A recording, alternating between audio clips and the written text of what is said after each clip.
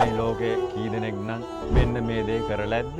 එයාගේ සතුට වෙනුවෙන් එයාව දාලා යන එක තමයි මේ මට දෙන්න තිබුණු අන්තිම තෑග්ග. මේ විදිහට ඉන්න එක මේ අපි දෙන්නටම රිදෙනවා කියලා හොඳටම මම දැනන් හිටියා. මට මගේ ජීවිතේ කිසිම දවසක ඔයාට දෙන්න බැරි වුණු සංසුන්කම ඔයාට ලැබෙයි මම මේ තීරණය ගත්තයින් පස්සේ. නමුත් මේක ලේසි තීරණයක් නෙමෙයි. මං හිතන විදිහට මේ ආදරය කියන්නේ සමහර වෙලාවට අනිත් කෙනා වෙනුවෙන් දරාගෙන අත්හරින එක වෙන්න පුළුවන්. ඉතින් ඒ දේ නිසා මේ මාව බින්දිලා නැති වෙලා ගියත් මට වඩා හොඳින් මේ ඔයාව බලා ගනීවි කියලා මම ඔයාගෙන් බලාපොරොත්තු වෙනවා. මොකද මේ පාර ආපහු එන්නේ නැති නිසා. මේ ඔයා හැමදාම මගේ හදවතේ කොටසක්. මං හිතනවා මේ කාලයට කිසිම දවසක ඒක මකන්න බැරි වෙයි කියලා. අන්න ඒ තරමටම මේ මගේ හදවත පිරීලා. මං හිතන්නේ මේ අපේ පාරවල් එකම දිහාවට ජීවිතේ ලියවිලා නැතුව ඇති. අපි වෙනුවෙන් මව ගොඩක් දේවල් ඒ විදිහටම වෙන්න කියලා ප්‍රාර්ථනා කරාට මේ කිසිම දවසක ඒ දේවල් ඒ විදිහට සිදු වුණේ නැහැ.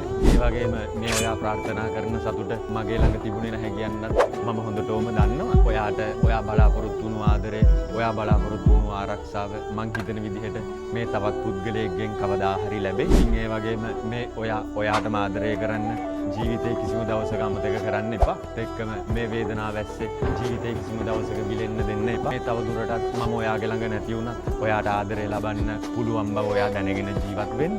ඒ දේ හැම දවසකම මතක තියාගන්න. මේ නිහඬ සමගැනීම ඔබවත් හැරීමක් නොව මට වඩා ඔයාගේ සතුට ගැන මම හිතපු නිසායි මේ තීරණය ගත්තේ. ඊට දවස මට වඩා හොඳට ඔයාට ලස්සන වෙන්න කියලායි මගේ ප්‍රාර්ථනාව.